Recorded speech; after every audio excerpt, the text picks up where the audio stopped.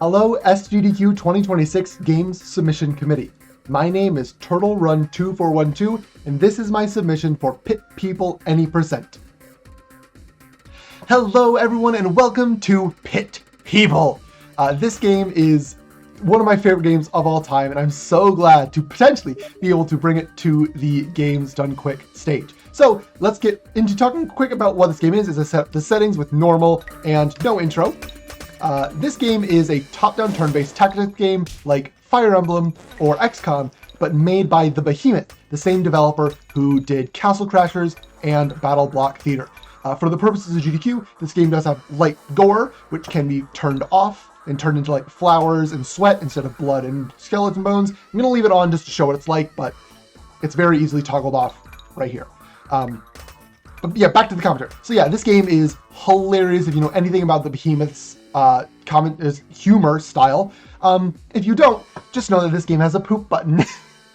If that tells you anything, the poop button, unfortunately, not important to the speedrun, but I might be able to show it off a little bit. It is just the tip of the iceberg that is this game's humor. It's so funny, and I love it so much. So, without any further ado, we're going to begin. In 10, 9, 8, 7, 6, 5, 4, 3, 2, 1, go! Pit people!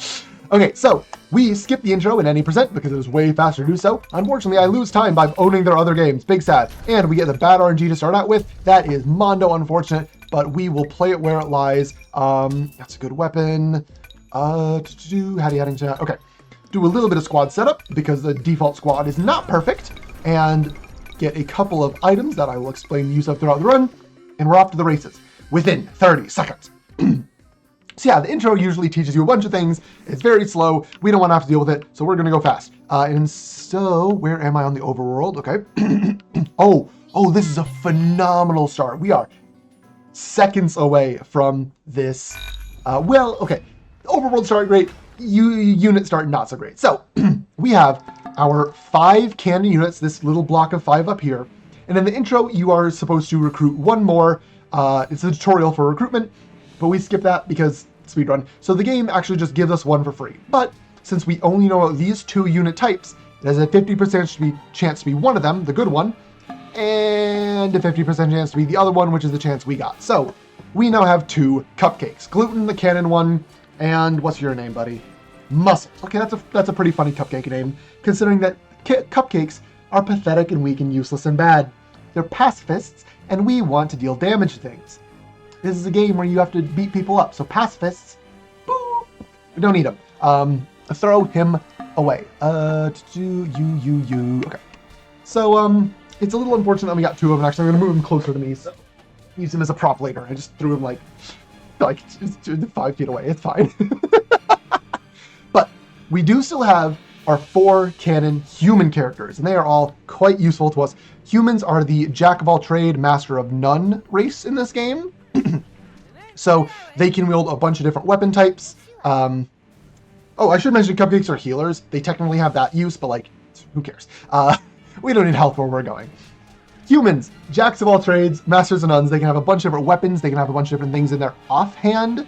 I'm gonna move you here. Actually, no, you should go here. Yeah.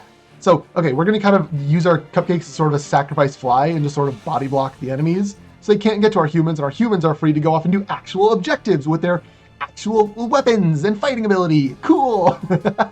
So yeah, let's talk quickly about our 4 canon humans who you will see me use throughout the rest of the game. Let's do you and you. That'll work. Okay, so first off, Sophia. Sophia with the Hattie Haddington head has a short sword, which has low weight and low damage, but it attacks twice in 1 turn, which actually does make it a decent damaging weapon, so long as the enemy doesn't have defense. In her offhand, we give her a net. A net is a utility item that does 0 damage. You might be thinking, hold on, Turtle, you were being really mean to the cupcakes because they deal 0 damage? So what gives that Sophia's holding a net that does 0 damage? Put a pin in that, you clever viewer. We'll come back to that very soon. Just remember that she has it.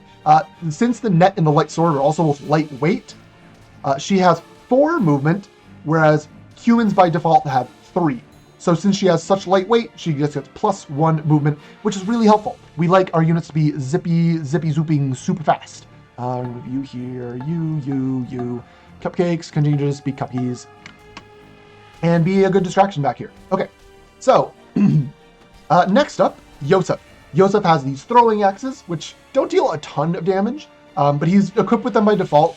And they do have the utility of range, which will come in handy actually quite a lot in the very start of this run. So as you can see, like, there are 3 spaces here that the melee units are in, and Yosef can attack from 1 further away, which can be very, very handy. Hopefully this destroys the gate. Beautiful. Okay. So our last 2 units, Pippi with the long flowing hair and Horatio with the curly twirly mustache, are both holding a weapon that I believe is in-game called a mallet, but I like to call it a helmet smasher, because that's what it does. It smashes helmets. So you, cupcakes continue to be distraction. Good job. So helmet smashers deal bonus damage to helmeted units, like this boss, Helmetor, or his minions, the Helmetites, who wrote Helms Forever on their spaceship. Lots of helmets in the early game, so us getting several very reliable helmet smashers is a really good way to amp up our damage. One of our cupcakes died, but that is totally fine. We don't play with respawning on, or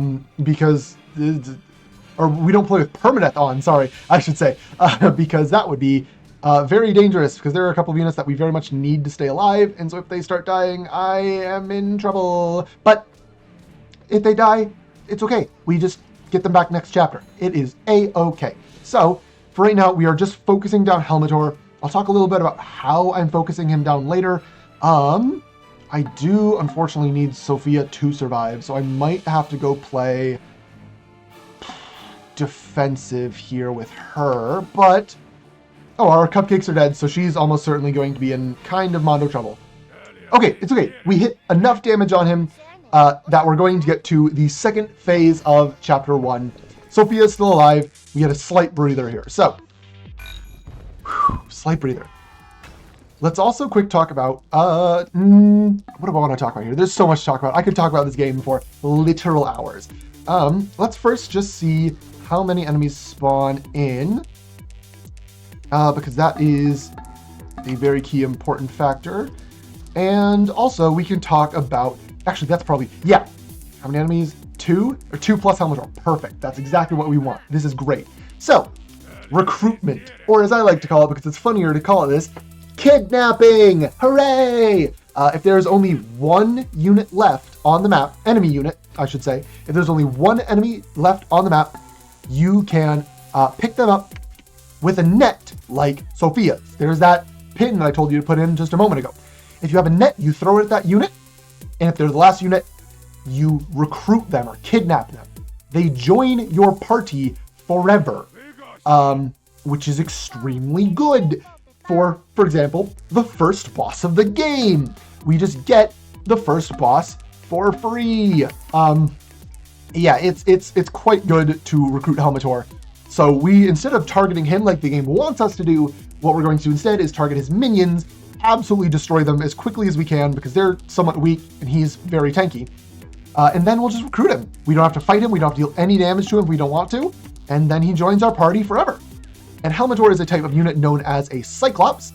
You can't really see it under the helmet, but he has 1 eye, I promise. And he has big health, big damage, big tank, big muscles. Oh, mama. Yeah, he is juicy. And this unit surviving is actually kind of, it's fine. As long as they don't both target Sophia. Okay, yeah, she's still alive. Good. I was a little scared there, but it's okay. Yeah, big hunky chunky man is what Helmetor is. So we're gonna do you just to be a little bit safe. That should be enough to take out this, 1 unit left on the map. And hey, this big hunk of man is our friend now. So yeah, Helmetor is recruited. The downsides to Cyclops is, one of which you'll see in just a moment, but the other one is that they're slow. They only have 2 base movement, as opposed to the humans 3, and you cannot buff it without extremely sacrificing their damage. and kind of removing like some special. So we unfortunately going to have him be a very slow tank, but he's still going to be a tank. The other downside is that he takes up 2 spaces in the party, but that's actually an upside because we don't want the cupcakes, like I mentioned earlier. So, hi, cupcake on the floor. Actually, I'll pick you up for something soon. We don't have either of our cupcakes. They're completely gone from the party, and we never have to think about them again. So you might be wondering why I picked them up off the floor. Well, I'm creating suspense and foreshadowing. That's what I'm doing. All right, so I believe it should be over. Oh, yo, this spawn. Okay, it's a little worse than I thought, actually. But we're still in a pretty good position here. Where's the bridge? Is there a bridge over here? There is a bridge over here. Okay. I'll talk a little bit about maps and the shenanigans that come with that in a bit. But it is now time. I forgot to split. Oops. It is now time for Chapter 2. And so, I'm going to talk about the plot while we check out the silly randomly generated cupcake names. Our main character, as we saw in the intro that I skipped, is Horatio, the guy with the curly twirly mustache. In the intro that I skipped, his son Hansel is kidnapped by a giant space bear. And so our overarching goal is to save Hansel from the giant space bear. But we kind of destroyed a spaceship in the last cutscene. Oops. And so we need another one. But we don't know where another one is. Luckily, our friend Yosef, the blondie, is a demi-cyclops. That means he has one eye in his head, but he has another eye which can predict the future, or something like that. It's fantasy. The problem is, Yosef lost his other eye and doesn't know where it is, but one of his friends does. The problem is, his friend is at the Bloodbath Lagoon, and in order to get there, you need a golden ticket. We were about to get one, but this guy, Jerkomedes, showed up and took the last golden ticket right in front of us. And so we are like, hey man, we kind of need that to save a child. What do you want us to do? And he's like, well, let's see. If you kill this old person home full of cupcakes, you kill all the old cupcakes. Well, then I would give you the golden ticket. So that's what we're doing here. We are going to kill all these old people cupcakes to get a golden ticket so we can go to the Bloodbath Lagoon so we can find Yosef's friend who knows where Yosef's eye is, so we can get Yosef's eye which knows where a spaceship is, so we can get the spaceship so we can go to space and fight the giant space bear in order to save Horatio's son Hansel. Are there any questions? No? Good! So yeah, Chapter 2, you can just skip it. The cupcakes are, again, passive healers, so it's supposed to be like a time gate, but like, if you just don't move at all, you don't have to watch any of the fighting animations or moving animations, and it's just good. You just stand still and watch a bunch of old people scramble around.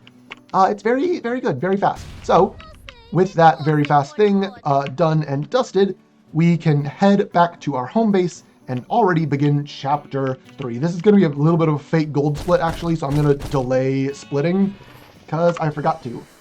I just said I was going to delay splitting, then split anyway. Sometimes brain go burr. But it's okay. It's okay. What doesn't matter is the splits. What really matters is that we're going zoomies. And we're going to see what our overall time is. Obviously, that's the point of the splits. But we have one of the... okay. I was about to say, we started in a really, really good location for the first 2 chapters because there are 5 overworlds to this game. They are all very big and very convoluted, which each have, like, double-digit spawn points that you can start in on each of them. So it's very big, very lots of stuff going on. Can I sneak around you, please? Thank you. And it is really hard to, like, fully memorize and like know all of the different routes through all the maps. I'm taking a particularly weird one right here, just because I got a little off track. I can't go north through this giant waterfall puddle thing. I don't want to do the quest. Come on, where is this Bloodbath Lagoon? Can you get out of my way? Where is the Bloodbath Lagoon? I need to find the chapter. So this is, yeah, I was in a really good spot for the first 2 chapters, and now I've found myself in a really bad spot for Chapter 3. But hey, that is just how pit people work sometimes. You get, each spawn has different chapters that it's close to and different chapters that it's far from, so it tends to balance out in the end. But Chapter 3, this is where the RNG really kicks into high gear. So first off, random numbers of enemies spawning. This map can start with between 2 and 5. A huge difference. We got 3, which is on the lower end. I am very okay with. And we also got good cannon RNG to start off with as well. This is great. I love it when good things happen to me. Don't you, chat? So the cannons are the big thing that you should be focusing on for the start of this chapter. The enemy has 3 cannons on their ship. I have 3 cannons on my ship. But like with our attacks, you don't get to choose who you target. Actually, I didn't mention that. I'll mention that in a moment. You don't get to choose who you target. You just knock me back. You absolute jerk. I'm going to murder that unit. RNG things are happening. So, you stand here. Murder. You stand here. Net. Okay. So, each cannon will fire on the enemy ship, doing some damage to the ship and damage to any units under it, as well as you see, like right there. So we want to be doing as much damage to their ship as we possibly can. The cannons also have a knockback effect. So the very center target, or the very center hex, words are hard, that they target will have a knockback effect applied to it. This is a pretty good spot right here, okay? Because we can stand on all 3 of ours and not get knocked back by any of their cannons. So hopefully our cannons, now that we're shooting 3 of them, have a very high chance to knock back some of them, and therefore get their cannons off of us, and we do more damage to them. So yeah, we're going to knock back 1, 2. Now they only fire 1 cannon at us. So yeah, we're starting to get into the good RNG range, although of course they target right there. Rude, but cannons are just extremely random. It's probably the most random thing about this game. So you play where it lies, Squidward, and hope that you get good targets. Let's talk about targeting, now that I mentioned that and didn't bring it up in Chapter 1. So, you knocked me back again? That's like a less than 5% chance. Extremely rude of you. Targeting. When your unit is only standing next to one enemy, they are guaranteed to attack that one enemy. Like Horatio, guaranteed to attack Bernadette here. However, if you're standing next to 2 enemies, you have a 50% chance to attack one and a 50% chance to attack the other. If you're standing next to 3, 33, 33, 33. You knock... That is a less than 5% chance, I swear. What is going on? Just pit people things, baby. This game is really fun to run because of all the RNG events. I'm gonna move you here, here, here, here. Okay. So yeah, if you're only next to one unit, that's what we really want to try and do as often as we can, just to heighten our chances of success as high as possible for them to attack what I want them to attack. But sometimes you have to be standing don't stand there. Please move. Please move. Okay, good. Sometimes you just have to take an inopportune position and hope that the unit hits what you want it to hit. So that should actually be a kill. Good. Okay. 1 cannon. This is actually quite rude. I have not seen Chapter 3 this rude in a long while. But we'll make it through. In fact, this 1 cannon might be enough, depending on RNG, if you would believe it. As long as he doesn't get knocked back. Okay, he didn't get knocked back. Shouldn't have jinxed it by saying it out loud, but it's okay. Let's see what we do. And if we do it right, the masks fall, and the in-game audience will start to chant something. I'm going to chant along. Listen closely. CHOG! CHOG! CHOG! CHOG! CHOG! And then we stop. Okay, one more, but then we stop. Okay, that is a brief teaser. Because yeah, we're in an arena in the game. No, you actually move here, here, here, here, here. Go. We are in an arena in-game, fighting in blood sports, and trying to summon the eldritch entity CHOG living beneath the arena. So, he is not showing his tentacular face just yet, but soon, dearest viewers. Very, very soon. And when that happens, when we defeat Captain Leviathan, the audience is going to chant in-game for a decently longer time. So if you missed out on the first time, don't worry. You will still get a chance to chant along CHOG. And if you're in chat, capital CHOG. When that happens, and we together will be able to summon the CHOG. After we defeat Captain Leviathan, who is... No, I want you here, actually. There we go. Captain Leviathan is the boss and a Gorgon. So Gorgons are somewhat like Cyclopses. They have decent amounts of health, and also take up 2 spots in your party if you were to recruit Leviathan. But instead of being extremely tanky and extremely damaging, their big effect is these. They have a chance to spawn in little baby snake minions every time they take a hit. You move here. Here. Yeah. So, these minions will sort of interrupt your targeting, which is not good. As you can see there, Helmetor just wasted 17 damage on a little tiny baby. But that's okay, because now that the baby is gone, another one's going to take its place immediately. Why did I say it was okay? I jinxed that. It's fine. She's at a very low health. With this spot is guaranteed for melee, and this spot is guaranteed for another melee, we should be more than capable of taking Leviathan's health out. There we go. And now audience. And audience at home, prepare your keyboards, prepare your voices. It's time to summon him. CHOG is the chant. Listen closely. CHOG! CHOG! CHOG! CHOG! CHOG! CHOG! CHOG! CHOG! CHOG! CHOG! CHOG! CHOG! CHOG! CHOG! CHOG! That's right, audience. Your chanting has helped summon the one, the only, the CHOG.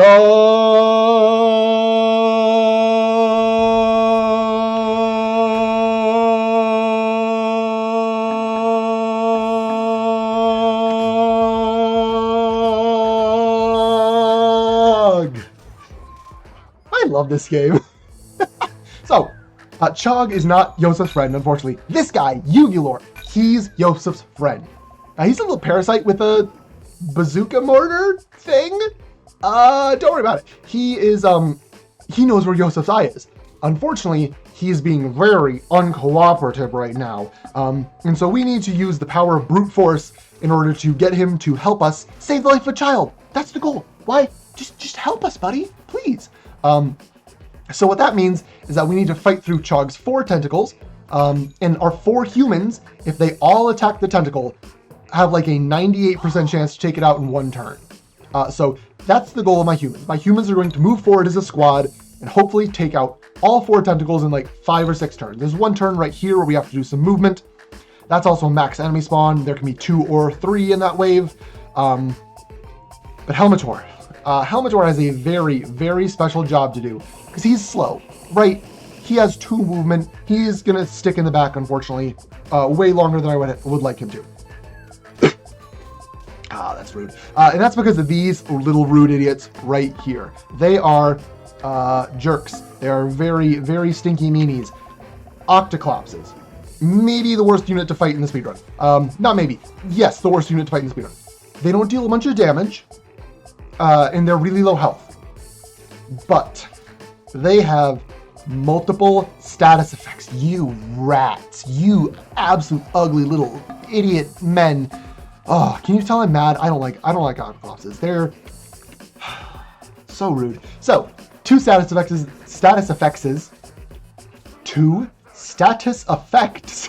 that they can inflict. One of them, which you've seen already, is the flipping back and forth question mark in front of the unit. That's called confusion. When a unit is confused, they have a chance to attack their allies instead of enemies, depending on where they're positioned. So for example, Sophia, if she was confused, she's adjacent to Yosef and would attack Yosef. We don't want that. We would rather she attacked the enemies. So Helmetor being alone back here makes it kind of fine. He won't attack any enemies if he gets confused. But the other effect that they can do, which they've already gotten twice, like little jerk idiots, is confusion, or not confusion, how do I talk about that? Painting.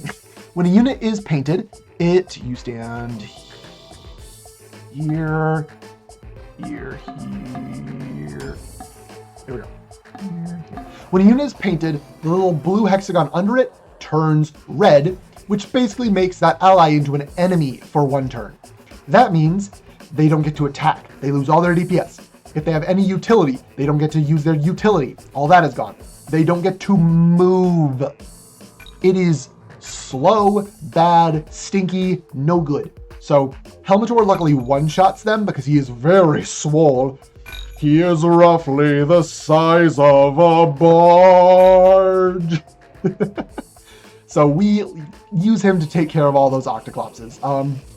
They will respawn 6 times in waves of 2, so 12 total octoclopses on this map. It is so rude. They're just meanies. Total absolute stinky butts. And, oh well. Sometimes you just gotta play it where it lies. So, now that we've gone through all the tentacles, it's time for CHOG phases. So, again, Uvulor is hiding inside CHOG's mouth. He's a little parasite dude, uvula thing. Don't worry about it. And I'm going to play a little risky here, but we're also going to play a little safe. So I'm actually going to undo that. You up here. Yeah. Okay. So, CHOG cycles. In order to get to Uvulor, we can just smack CHOG's big meaty jowls in order to get him to bleh, just like that, and expose Uvulor. When that happens, we have one turn until Uvulor takes damage in order to deal as much as possible. So, I'm going to go you have a ranged weapon, physical weapon, or non-ranged weapon. So we want to get all of our humans right back up to Uvulor in order to get as much damage off on him in one cycle as possible. This typically will take 3 cycles, because after Uvulor is hit, he's like, oh, I don't want to be hit anymore. He goes back into hiding, and you got to repeat. So, 1 cycle down, we should be in a pretty good position to get a 3 cycle here. The damage can be a little bit random, and CHOG also really likes to knock your units back, as we can see with everyone down here. So sometimes, I'm gonna have you murder that, do that. Sometimes all your units just get knocked way too far away, and you have to take a waiting turn, or you lose a 3 cycle, which is really sad. But let's quickly talk about healing, because I did ditch my cupcake. It's on the floor. Hold on, I forgot it. I did ditch my cupcake. I'm going to ditch them again because, again, they're useless. They don't deal any damage. But they are supposed to be the main way of healing your homies. So if I'm not... you also actually go here. If I'm not healing my homies, how do I heal at all? Like Sophia, who is currently in a bleed state. The way I heal is actually by leveling up. So when a unit completely levels up, the stats for leveling up really don't matter. If you get to level 99, it's only like +1 to everything. But what really does matter, you are all body blocking Uvulor and killed Sophia. Gross. What really matters the most is, I'm going to try and actually, how do I do this? We're going to try a little bait, actually. We're going to do a little bit of that. We'll see if this works. It might not. Sorry, we're just thinking. Okay, the plan is working. Good. So, when a unit levels up, it is completely healed from nothing to full. So, if you ever see me throw a unit who is like bleeding and in serious danger straight into combat, that is why. I'm trying to get them kills, which gets them bonus EXP, which gets them level ups, which will fully heal them. It's not consistent, because sometimes you just won't get a kill because of a miss or a block or one of many RNG things that can happen in pit people, but oftentimes you'll be able to, predict that your unit can get the level up by checking how long it's been since their last level up. With all that said, this has taken a little bit of an unfortunate turn with the body blocks of the enemies. So in a real marathon run, this is a phenomenal time for me to just shut up for a slight moment and let the wonderful host take over with some words up until I defeat this final CHOG cycle. So host, 30 seconds, hypothetical, I'm gonna rest my voice, go.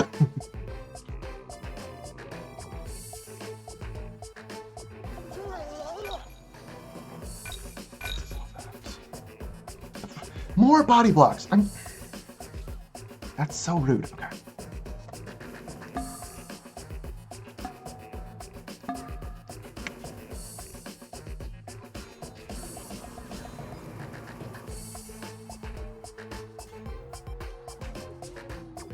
Good.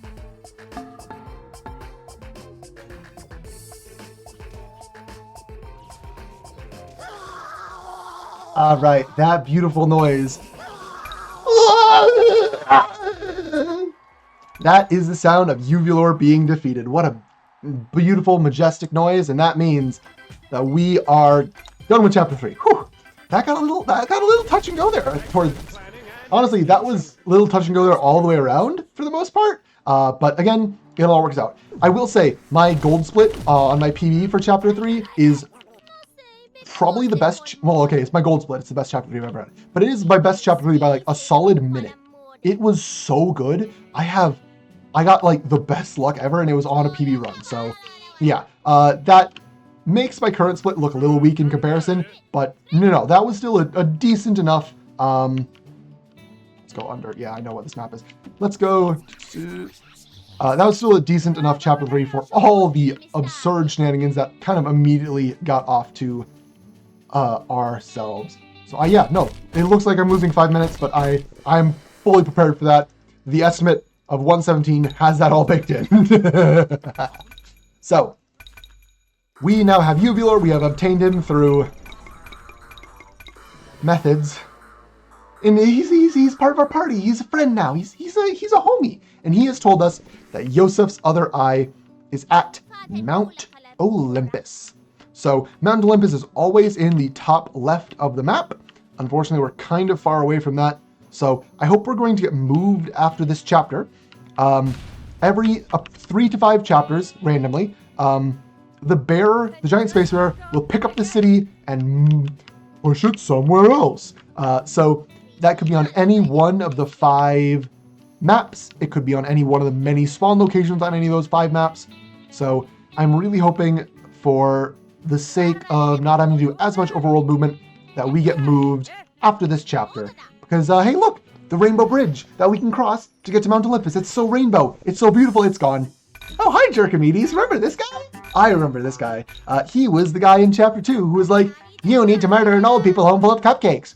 He's, I'll quote his words on this. He's borrowing the rainbow bridge for a little bit. And we're like, hey, could we have that back? We kind of need it. And he's like, well, maybe I'll give it back if you bring me an orphan.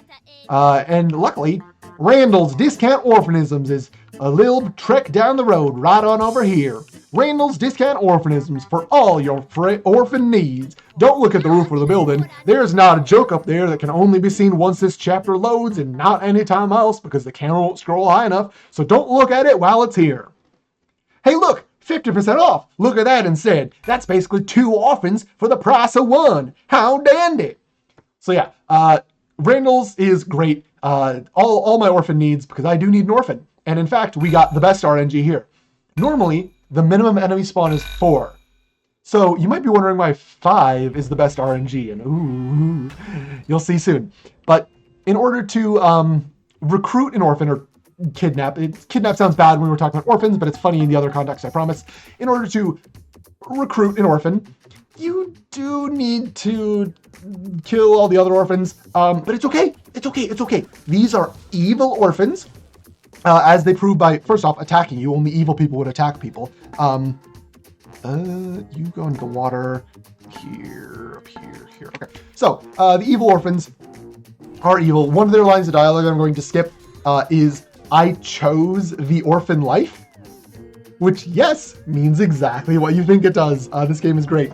But this chapter really begins to introduce a bunch of new unit types into the mix. You move here. Yeah, okay. A bunch of new unit types. So first off, the mushroom. I got a plush of this one. Mushrooms deal AoE poison damage with their little farts. As you can see, they're quite annoying. But these big ol' toppy mushroom things that they have, those are considered helmets by the game. So the helmet smashers that we have on units like Pippi, Horatio, and Helmetor himself has a helmet smasher. With all that, we can very easily take out the mushroom, throw him on the floor. We're not going to see another one of those throughout the entire run. Bye. Okay. Next up on the list, humans. We're going to take that one out really quickly. They don't matter a ton too much. Yeah, they don't matter a ton too much, but we're going to take that one out pretty quickly here. Next up on our list, the robot.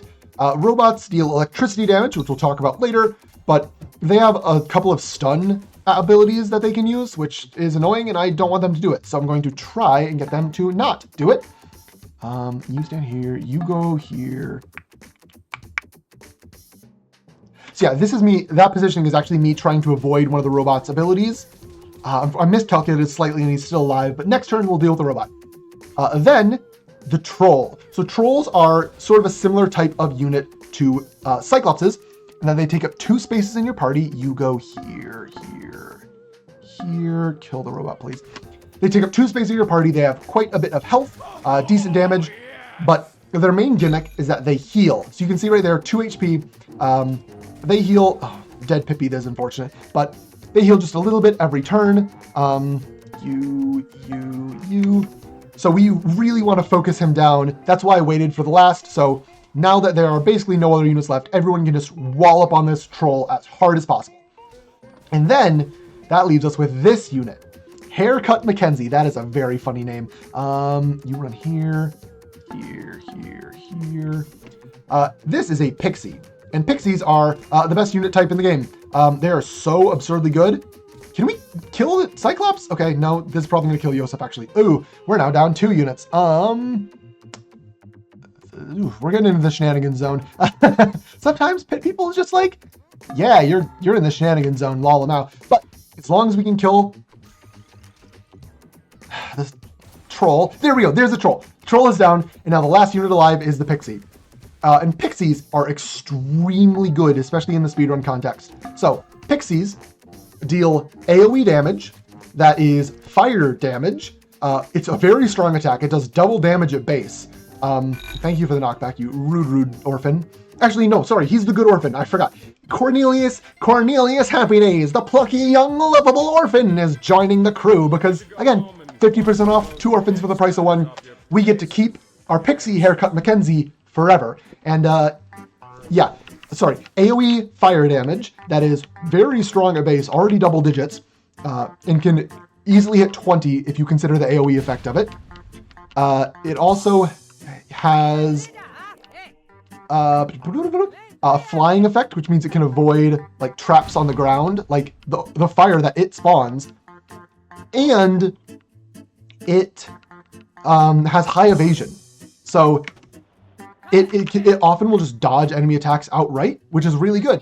The only downside that pixies have is that they have low health, but like with all the upsides and especially the evasion, that doesn't even really matter all that much. So pixies are absurdly good, and we get one of them rarely in a map. It's not guaranteed to spawn in Chapter 4 Map 1, but it is almost certainly guaranteed to spawn in this map. So we're actually going to have a rare double pixie chapter, or a double pixie run.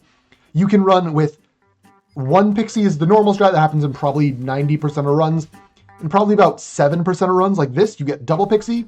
In very rare runs, you will actually get no pixie, but that's okay. You just take a second Cyclops, and you have to do a different strat in the final chapter especially. But it does make Chapter 6 way easier, so it balances out. Again, the unit balance is pretty good in this game. It's just that for the speedrun pixies in particular are really good. So we're going to not only have Haircut Mackenzie, what a wonderful name for a unit, we are also going to be recruiting Ape Butt here. Because this chapter has a bit of a special condition. And that is that, aside from this unit, this one doesn't count. This one's like a sort of boss unit who has a special effect that you can't, like, have. So aside from that unit, the last unit remaining is going to be automatically recruited to the party. And so I don't want the Cyclops, I don't want the Archer, I want this Pixie. Pixies are so good. I cannot wait to have 2 of them. The strat with double Pixie is so much fun. So I am also submitting New Game Plus to this GDQ, and the New Game Plus route is allowed to have as many pixies as it wants because it doesn't need to like go through the main chapter and only recruit the ones available. It can recruit all of them beforehand. So yeah, that run uses like 3 or 4 pixies in certain chapters. It is great. But for our sake, this run is going to have 2 of them, and if Horatio does enough damage to this Archer, there we go. Pixie's the only thing left, and now that means it is going to be recruited into our party. It's going to be renamed Puppy Person because if we gave him an orphan, Jerkomedes gives us a puppy. That's a fair trade, right? Oh, I should mention, Jerkomedes requested a, quote, fresh orphan, which means exactly what you think it does. And that's why he's so mad that we brought him Cornelius Happy Days, because he wasn't fresh. This game is so good. I love it with all of my heart. Please play it, read all the jokes, play all the side content, read all the side content jokes. It's so good. Okay, that unit was very close to me, and I was scared because I don't have any Nitro to run right through them. I should mention Nitro Costs 150 gold, so I will be looking for sources of gold in the overworld where I can. But it lets you go really, really fast for a short period of time, and also destroy any enemies in your path. So it can be very useful for, like, hey, oh, this guy is in my way. Let me just like noom right through him. I can fire my cannon to temporarily disable enemies, but that has a quite long cooldown, and also does not make me zoomies super fast like the nitro does. So it would be nice to have more nitro, but we don't have infinite money. I already used quite a bit of it just getting up there, but hopefully we get moved so we don't have to do that trek again. Yay, good job, Bear. He heard me. He heard me. Thank you, friend. Thank you, friend. All right. It's a little spoiler. I have the plushie for that one. Usually I only show that later on, but we give thanks. Okay, so we have 1 pixie, 2 pixie.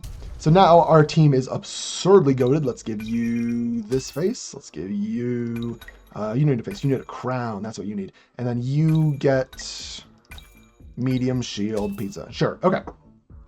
Yes, that is the team set up for Chapter 5 onward. With the second pixie. Bonus.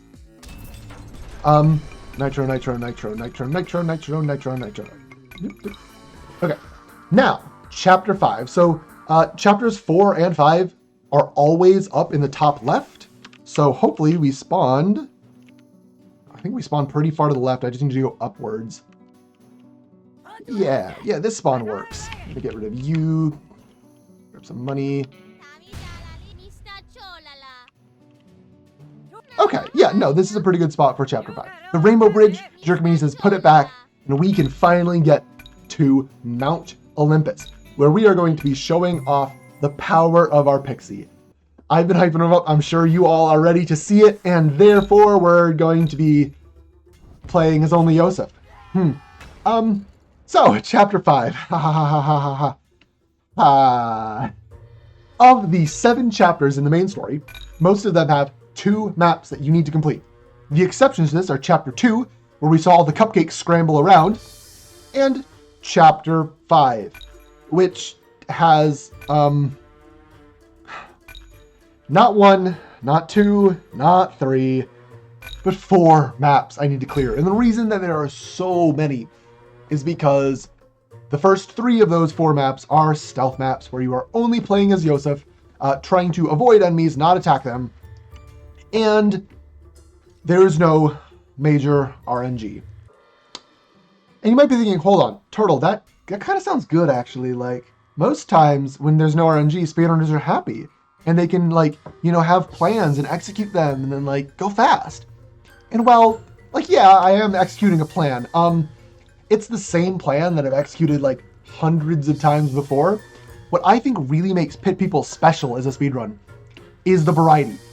Trying to change up your plans on the fly, figuring out what's most optimal, what gives you the highest odds of success, and then reacting if you get those good odds or the bad odds. Everything keeps being dynamic, pretty much. Almost like a randomizer in most Pit People runs. It's just not the stealth maps. So, in a marathon setting, this is a fantabulous time for a wonderful host to take over and say some words, and for me to rest my voice for just a little bit. So I'm going to do that, as the hypothetical host can take it away until I get hit by a laser. Go. Also hydrate, which I might do.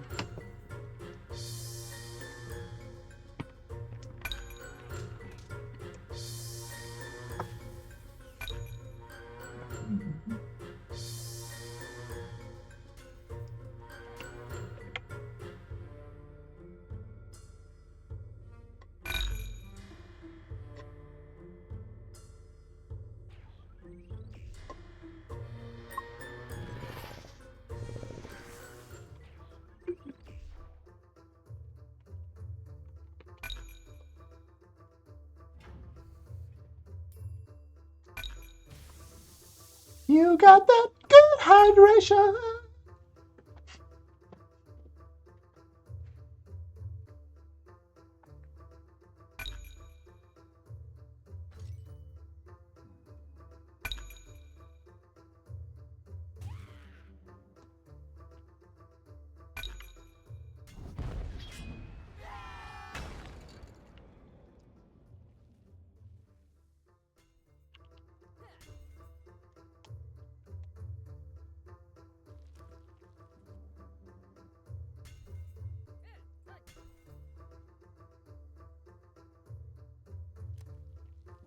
Oh no, a laser, 52 damage. Oh no, whatever will I do? I'll just heal in between every map. Like, the game gives you that leniency, and we just abuse it because speedrun fast. The big saving grace of this chapter, or at least the stealth maps of this chapter, is this. The gate down here, which if you grab the key in map 1, you can open the gate and talk to our best friend, Yoked the Gnome, right here, who just gives us the yeets all the way to the end of the map. Casually, this is a really cool, like, little puzzle where you have to try and solve all these areas without taking too much damage and without getting caught. But again, speedrun, no RNG, boring, we're just going to skip it because it's way faster too. So shoutouts to Yoked the Gnome, you're a real homie. And so, once again, now our host can start yapping until an enemy with a red hexagon shows up in about a minute. Go!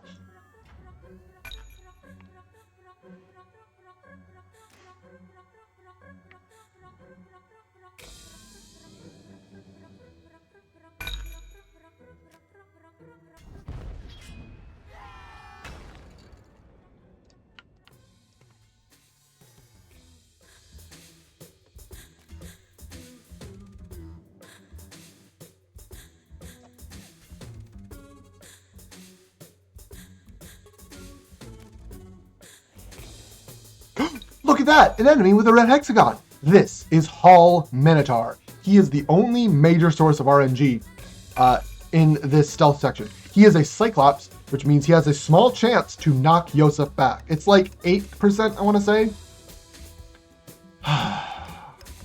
Thanks, buddy. Okay, I need to head here. If he does it again, then I will be so sad. Buddy! Homie! Bro! That's so not cool, dude. Alright, when he does that, unfortunately, the only way to continue is by restarting the map. So we're going to take an intentional death here. You don't have to restart the whole chapter, you just have to restart the map. So, getting 2 of those in a row is extremely bad luck, because casually you're supposed to, like, lure him around while all these different laser patterns are firing off. You have to, like, calculate a safe spot to stand and how far is he going to move. Again, pretty interesting casually. But from a speedrun, no, you just run up to him, hope he doesn't knock you back twice, like he just did. Thanks for showing that off in my audition, Hall Minotaur. You're such a pal. But if he doesn't knock us back,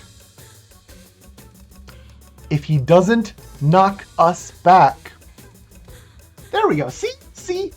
You can just move 1, 2, 3, 4 tiles right past him. He cannot perfectly body block this little gap. And reach the exit. Bye. Don't worry. We will have our chance at revenge on Hall Minotaur soon. Because Chapter 5, after the stealth maps, we do get into Chapter 5, Map 4, which is my favorite map in the entire game, actually. It is really fun. It is so dynamic. There is so much that goes on to the chapter. Oh, it's beautiful. So, firstly, these jump pads that I'm going to have Helmetaur stand on right here. When a unit ends their turn on one of these, yeet, they get knocked back a huge distance to the other quadrant of the map. So, slow units like Cyclopses can get right into the action very, very quickly if they're just close enough to a launch pad. Second thing, every 3 turns, this event will take place, the wind. Not only will this hole in the map open up a little bit, but it will also knock back every unit on the map, a random distance in a random direction. Knockback in this game is extremely random and extremely chaotic. So it sort of forces you to, like, make a new plan and think on your feet every couple of turns. Again, it's what I was talking about earlier in this chapter. It just makes it so dynamic. Everything is constantly changing. You have to constantly be thinking on your feet. It is great, great fun. And then lastly, but not leastly, the objective of this map. So, you might notice that all 5 of my units have this little icon over their heads. We are currently trying to escape from Mount Olympus. And in order to do so, we are going to be jumping out of this giant hole in the floor that I'm sure will be totally fine. Ha ha ha ha ha. You go here, you go here, you here. Yeah, okay. So, in order to escape from the floor, we are going to need parachutes on all of our units. Even the pixies, even though they can fly, they still need parachutes. Don't question it. It's video game stuff.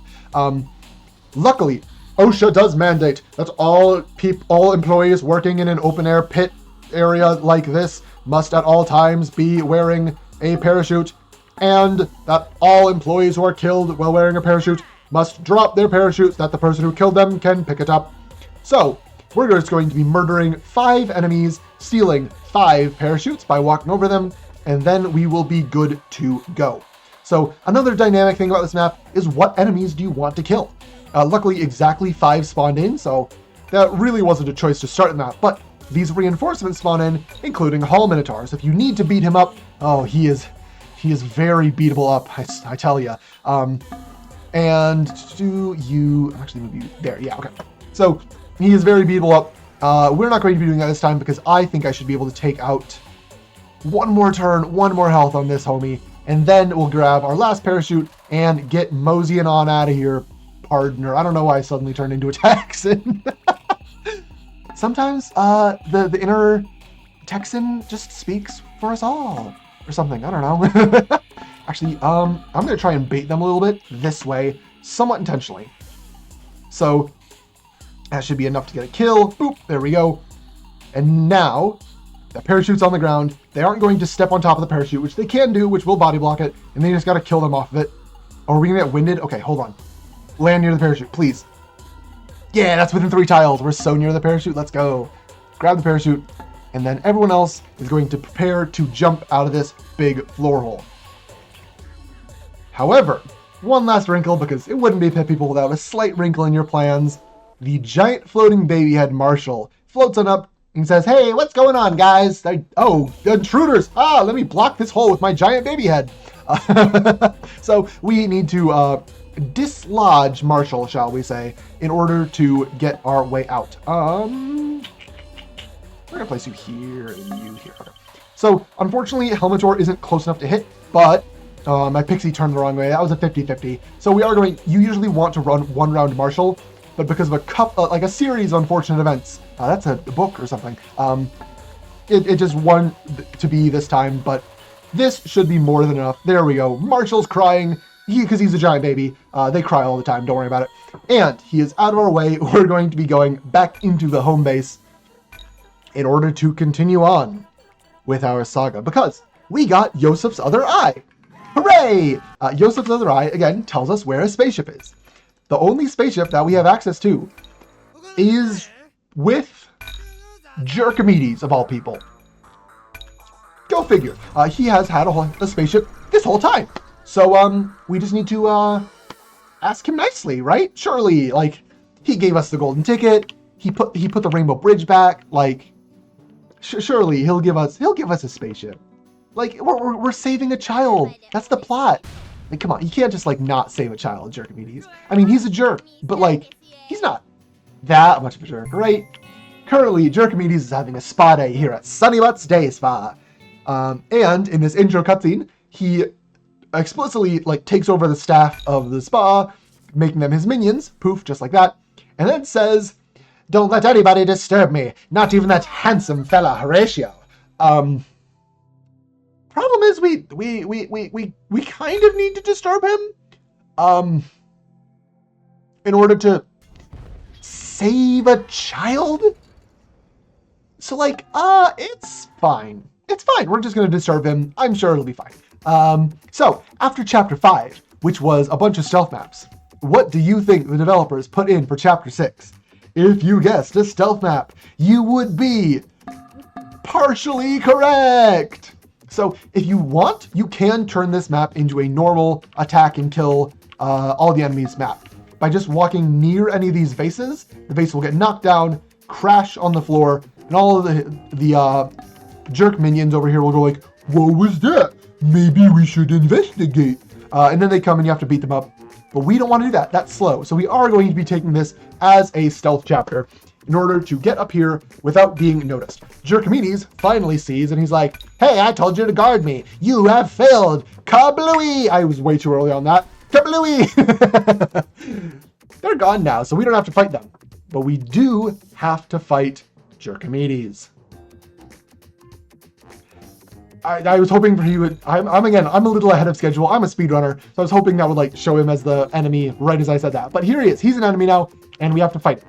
You don't have to 1v1 him like I'm doing now, but there are several reasons why 1v1ing Jerkmedes is quite a good idea. Firstly, he has a really high evasion chance. That's not why it's a good idea to fight him. That would actually make it better if we had more units. But every time you damage him, the first time each turn you damage him, actually, he teleports a huge distance, basically the entire top half of the map. He can spawn on any of those tiles. And so if your weak unit hits him first, then your strong unit will miss because he teleports away. So by only sending a really strong unit, we don't have to worry about that happening. Secondly, you see the status effect. You remember from earlier in Chapter 3 when we talked about it? This is confusion, where you have a chance to attack your own allies. By only sending up one person, we don't have to worry about that. And we can just have Haircut Mackenzie miss because Jerkmedes has high evasion. Come on, Pixie. One, just hit him. Nail, bullseye. That was also a miss. Sometimes this just happens. I think the worst I've ever gotten was 9 attacks. You usually need 3 to defeat Jerkmedes, but I just had like every other attack miss and was extremely sad. But there we go. That's a third attack. I think that took 6 tries, which is worse than average. I'd say average is 4 or 5. But there we go. He has been defeated. He is running away because like, he doesn't really want to fight us and risk his life for nothing. So poof, he's out of here, suckers. But hold on. We weren't fighting to make him run away. We were fighting to get his spaceship. So, I guess we're gonna have to chase him down to his house and invade his house because we're the good guys. We're gonna save a child. Save good guys. Very, very, very noble, very just cause. So yeah, you can totally believe me. I'm the one who's put far too many hours in this game. You can trust every word I say. Surely.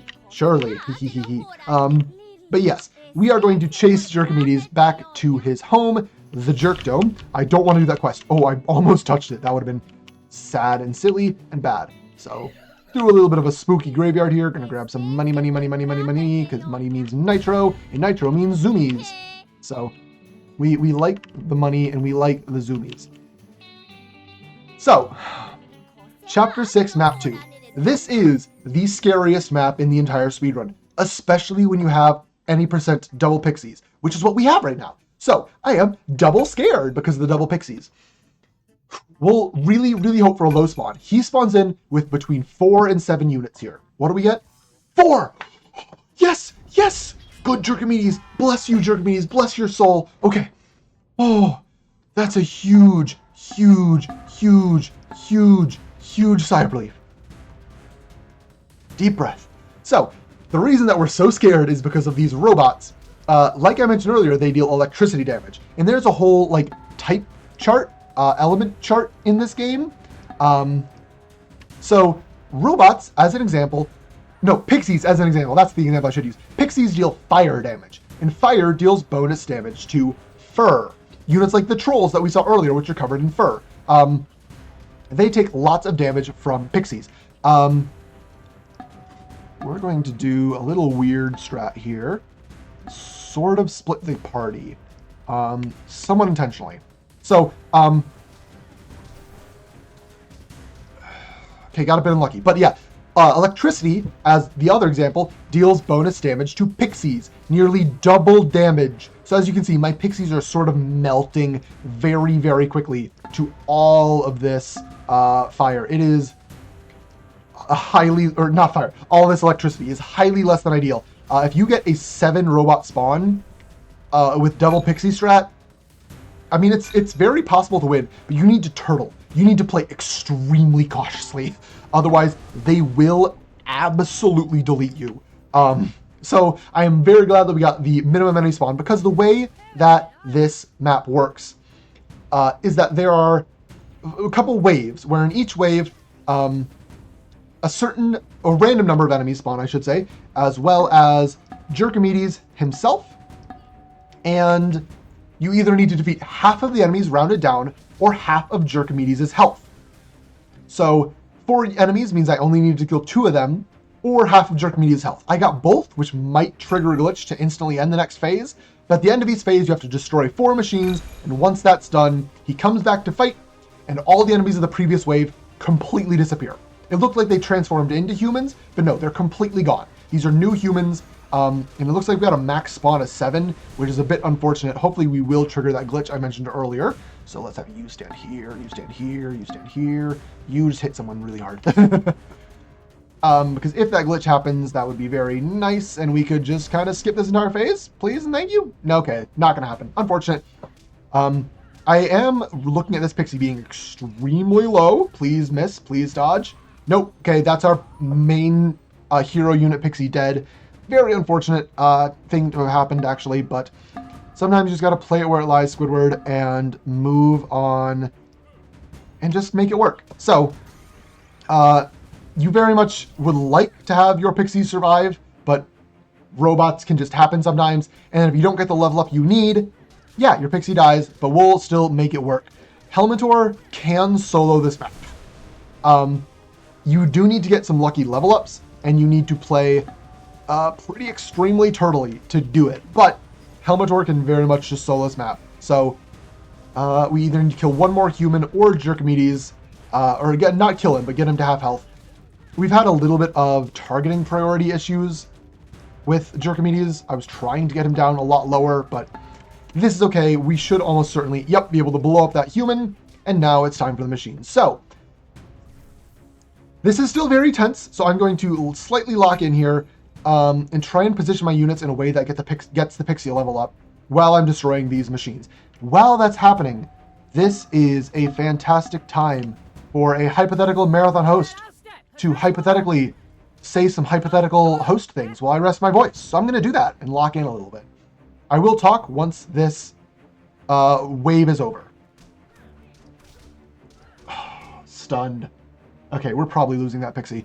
You know what? I can save it by being extremely aggressive here, actually. So if I end the phase...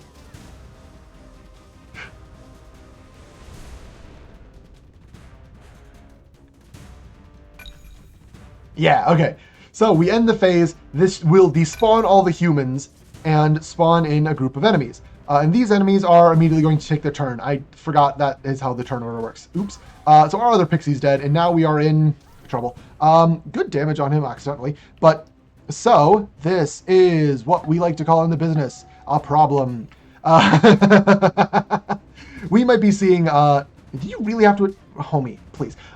We might be seeing something of a Helmetor solo at this point, but this map, or this final group, they really know, the devs really know what they were doing. So instead of just robots, or just pixie, or just humans, this map spawns a little bit of everything, which includes Cyclopses, big, beefy, brawny, tanky boys who deal quite a bit of damage, and have a lot of health. Pixies, big damage, big AoE as well. But also, these trolls, which despawn every third turn, like that, and will continue to heal off-screen while you don't see them, in an extraordinarily rude way. So, no. Yosef, move here. Okay. So I'm going to be doing a little bit of a Helmetor solo strat as he misses. That's unfortunate. But last but not least, these little homies. These are mascots. They buff your units. Or buff units next to them, so that they gain higher damage, higher accuracy, higher evasion. They are really rude. And if you try to kill them, they just explode. So, yeah, very, very rude. You don't want to let them run amok too much. But we have successfully managed to get Jerkimedes under half health and are now moving into the destruction phase. So Helmetor does a lot of damage. So as long as Yosef is also going to help. But so long as he can start destroying these machines, we will be A-okay to finish off this map. So, Yosef should destroy the green machine right here. Helmetor destroys the silver one. 2 machines left. A silver on this side and the green over here. Yosef might actually have a little bit of trouble finishing off the silver, but he should have 2 turns to do so. Helmetor is basically taking all of the enemy aggro. He destroys this machine. This one's already at half health. This actually might be a Yosef solo finish. That's kind of funny. Okay, yeah, only Yosef left, but all we need to do is destroy the machine, and Yosef pulls through the Yosef clutch. Let's go!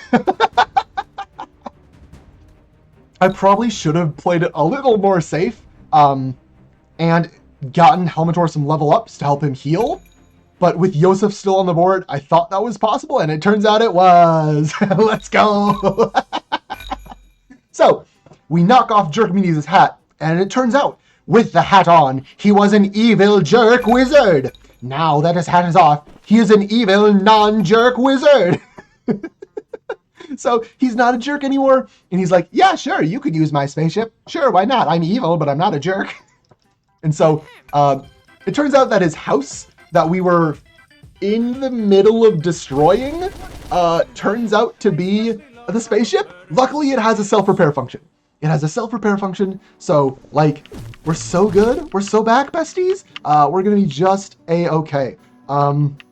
It just needs some time to do that, and I also need some time to go back to the home base and heal, because if you haven't noticed, almost all my units are dead. Only Yosef remains, and Yosef is my weakest unit currently by a long shot. So, yeah, we're going to head back to the home base, refresh all of our units, and then we will get into the final chapter of Pit People. One more nitro for the road. Alright, so yeah, as you can see from my splits, that was a little rough, but this is still within estimate timing. We also had a couple of other... Hi, don't go into the pit, thank you. We also did have a couple of other little RNG hiccups, but again, it all tends to balance out. Honestly, this run is almost certainly worse than average, and I think it'll still come in under 117. So, the Jerk Dome is repaired, it's ready to go, it is going to fly even further away from my home base, so I'm going to have to use more nitro, and I want to save some nitro for the finale for a reason that you'll see when we get to the finale. But I should be pretty able to get there only using 3 nitro to get a little bit more zoomies along the way and take out this golfer. I don't need money anymore because this is almost at the end of the run, but I like the little jingle noise it makes. It's like a nice little jingle. It makes me happy, you know? I like being happy. So one more nitro should get us through the Honeylands. Oop, and I run into a wall. Okay, don't want to use any more nitro, but right here is the beginning of the end. Warning, completing this quest will exit the world map. Are you sure? Yes. So, we meet some of our friends that we've met along the way, including the Helmetites. Since we recruited Helmator, actually they'll show up even if you don't recruit Helmator, but we did recruit Helmator, so it makes even more lore sense. As well as the CHOG homies, who are like, bruh, you beat up CHOG so good, you're like radical dudes. I don't know why they're surfer bros, that isn't, I think, their personality, but some of them will be joining us for this final quest. The NPCs are useless. They can occasionally help out, but they tend to be very scared of environmental hazards. And as you'll see, we are going to be triggering a lot of environmental hazards because, do you remember, dear viewer, what I said about 10 minutes ago with the elemental system, where I said pixies have fire, which is bonus damage against fur. You think that counts for a giant space bear made out of fur?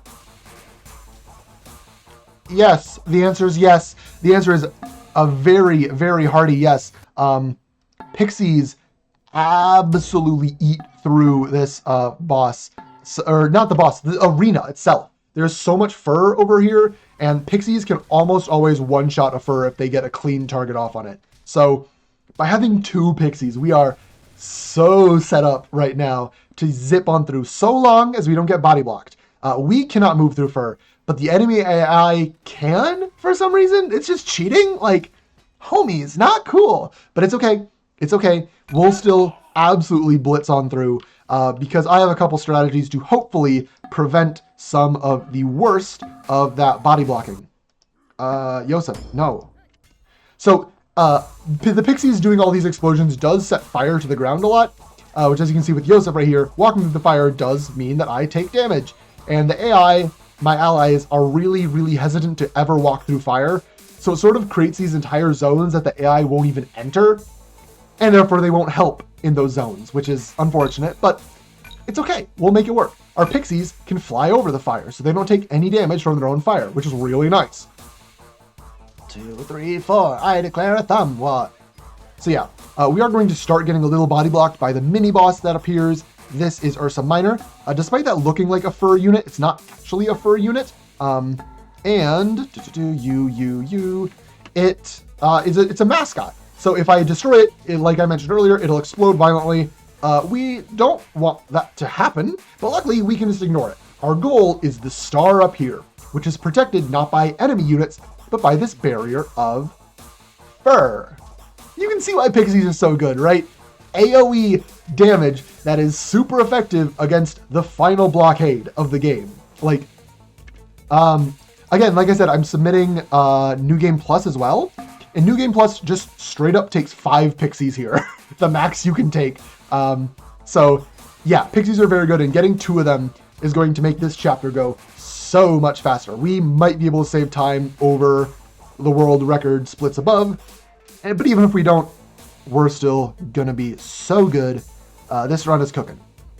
So a lot of what the final part of this map comes down to is some quick math, trying to figure out which spots that I can put my pixie in have the best chance to hit the star. Because the pixies follow the same, like, if you're next to one unit, you're guaranteed to attack it.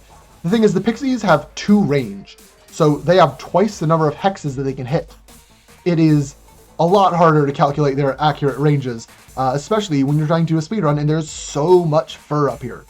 We got a lucky 1 in 4 already, and I positioned my pixie here so it might destroy these and help other units get in closer next turn. So yeah, there is a lot to consider when it comes to pixie positioning here.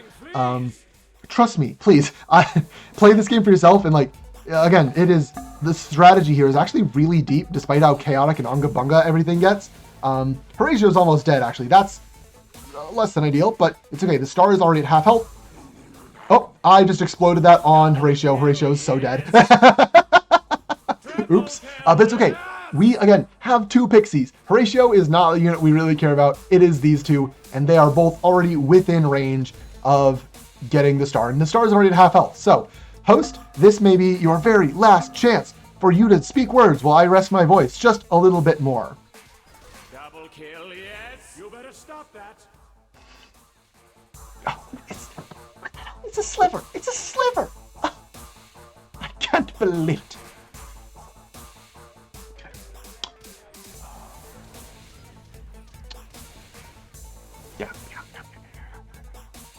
I find this very annoying.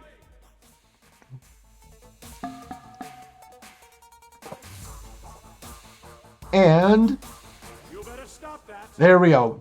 That is map 1 complete. So all of our units get fully healed unless they're dead. So unfortunately, Horatio is still 07, rest in pep, but we are now on to the final map of this speedrun. Chapter 6, map 2. There's 1 more star we need to hit, and we lose our allies, which isn't a big deal because, again, they weren't all that useful to us anyways. And instead, we get a couple of events that I know are going to happen because I've played this game several of times, so I can use my foreknowledge of those events to sort of pre-position my units in ways that'll let me get away with some shenanigans. It is very, very handy to know what's coming up, because not after this turn, but after the next turn. Yeah, go there. After the next turn. So right now I'm trying to sort of bait enemies to stand here. I think you are going to stand right here, which is great. Are we gonna have to do bear trap that? Yeah, okay. You're standing right there, which is great. Okay, the enemies have been baited into position. Now I need to get into a couple of specific spots that I don't want to stand in, or get out of a couple of specific spots, I should say. So we're gonna out of those spots, and now the event that always happens will occur. Because again, I know what's coming. Reinforcements, we don't care about those at all. You don't even need to kill a single unit in order to complete this map. But the lawnmowers, these will knock back all enemies in their path, and most importantly, get rid of all fur in their path. So, aside from these hair bombs, which I'll explain in a sec, because I didn't do that on map 1.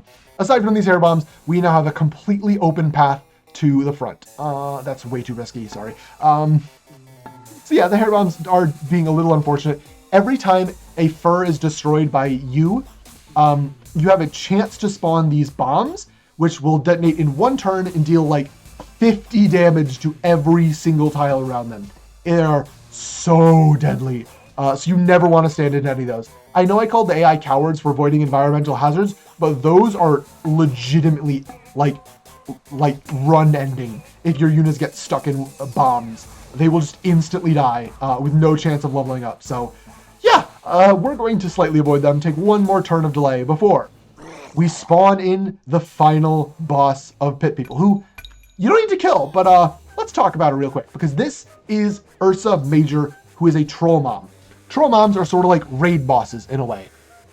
They have a lot of health, can deal quite a good chunk of damage, and are really big. They take up 3 spaces in the party as well if you try and add them to your team. But they're made out of fur, so they're weak to fire, as you just saw. And they're really big, so they take increased damage from AoE attacks, like a pixie. So having pixies not only destroys the fur really well, but also destroys the final boss of the game extremely well. Who, I mean, we don't need to kill. We might, because she's just being very much in the way, like a rude little jerk. She's gonna try and run away, but well, yeah, she's so low. And her little minion spawns are also somewhat annoying, but all we need to do is not even destroy the star. We need to destroy this fur right here. Thank you for the knock forward, homie. That was really nice of you. You. So, if we just get a lucky hit and lucky AoE with our pixies, no, it'll be next turn. We can just destroy this fur. That will be it. This is a 100% chance for the pixie to target it. So we're coming up very, very shortly. It is not time when we hit this. There's a little tiny bit more, but yeah, this turn will almost certainly be it, given how much Unga Bunga damage a pixie can do. I'm gonna actually move you here. That, unless the pixies all miss. There we go. Did I just hit something meta? It's a bomb! Hooray! Oh, poor Spaceman. I'm so sorry. I didn't mean to blow you up. So, after a cutscene that I skipped, we have some shenanigans, which includes time travel. Yep, this is a time travel story, where we go back to the very start of the intro that I skipped an hour ago. And when the intro is skipped, or when we go back to the intro, we know all the events that are going to happen, so we can sort of prevent them. We can prevent our son from getting kidnapped. We can prevent Pippi's dad from dying. And most importantly for the speedrun, we can just use nitro, despite the fact that we don't have a wagon. You're not supposed to have nitro in the intro, but we keep our nitro from the previous run when we time travel. Don't question it. Not the previous run, but the previous overworld. So I have 5 nitro that I'm trying to use carefully. It looks like we are going to sneak in just underestimate, even with all the bad luck this run had. So that is pretty nice. We're going to save all our friends, and time is 3, 2, 1, time. So yeah, that's Pit People. Thank you so much for considering this for Summer Games Dunkirk 2026. This game is great. I should give shoutouts. Shoutouts to Enzo, who is the best shiny hunter this game has ever seen, most dedicated person for finding all of them. Shoutouts to Huffnut for being the only person I've ever met to mention this game to me before I could mention it to them. Shoutouts to Bebro29, my cousin, who played this game with me in co-op casually, because this game has a really fun co-op, which like doubles the amount of chaos. It's great. And then also I forced him to speedrun it, even though he's not a speedrunner, so he could do a little bit of any % co-op. But yeah, that's about it. Twitch.tv/TurtleRun2412. I have done this before. You can watch the other marathons as well. If you need anything, if you need questions, DM me. And thank you for watching. I won't take up your time anymore. Have a great week. Bye. Space Bear.